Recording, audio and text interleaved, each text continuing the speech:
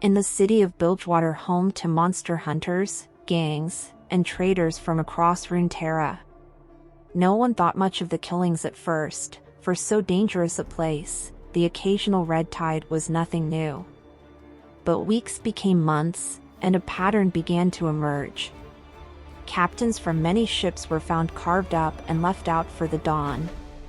Barroom patrons whispered it was a supernatural killer, roamed at sea, gutting his way through the crew manifest of some ship called the Terror. Once a mark of respect and celebrity, the question, "You a captain?" became a cause for alarm.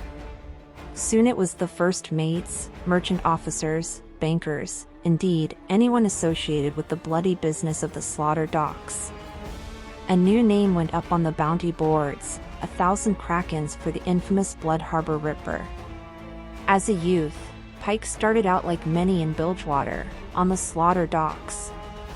All day, every day, monstrous creatures of the deep were hauled in for rendering in the butcheries that lined the waterfront. He found employment in a district known as Blood Harbor, as even the tide itself was not strong enough to wash away the red slick that ran constantly down its wooden slips. He became well acquainted with the trade, both the gruesome work and meager paychecks. Over and over, Pyke watched heavy purses of gold being handed to captains and crews in exchange for the daunting carcasses that he and his fellows would hack into saleable chunks. He became hungry for more than a few copper sprats in his pocket, and managed to talk his way onto a ship's crew. Few individuals dared to hunt in the traditional Serpent Isles manner, launching themselves at their targets to secure tow hooks with their bare hands, and beginning to butcher the creatures while they yet lived. Fearless and highly skilled in this regard, Pyke soon cut a name for himself as the best harpooner a golden kraken could buy. He knew meat was worth pennies compared to certain organs from the larger, more dangerous beasts, organs that needed to be harvested fresh. Depending on the difficulty of the hunt, each sea monster commanded its own price, and the most desired by Bilgewater traders was the jawfish. From its razor-toothed maw, priceless sacks of sapphire were coveted across Runeterra for various sorcerous distillations, and a small flask of the glowing blue oil could pay for a ship and its crew 10 times over.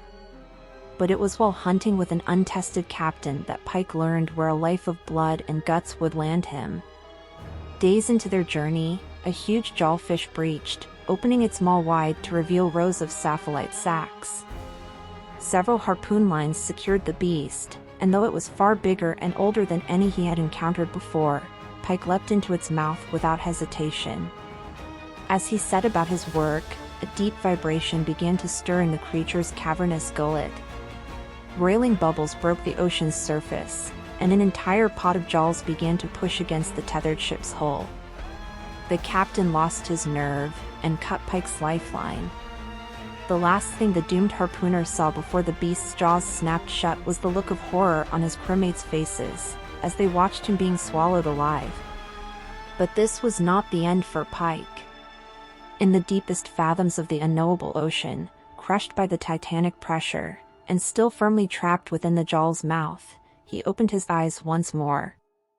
There were blue lights everywhere, thousands of them, seemingly watching him. Tremulous echoes of something ancient and mysterious filled his brain, crushing his mind, showing him visions of all he had lost whilst others grew fat.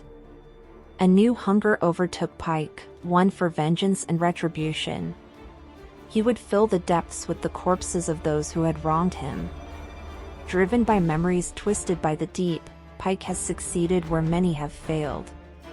Striking fear into the hearts of unscrupulous businessmen, killers, and seafaring scoundrels alike, even though no one can find any mention of a ship named the Terror ever docking in Bilgewater. A city that prides itself on hunting monsters now finds a monster hunting them, and Pyke has no intention of stopping.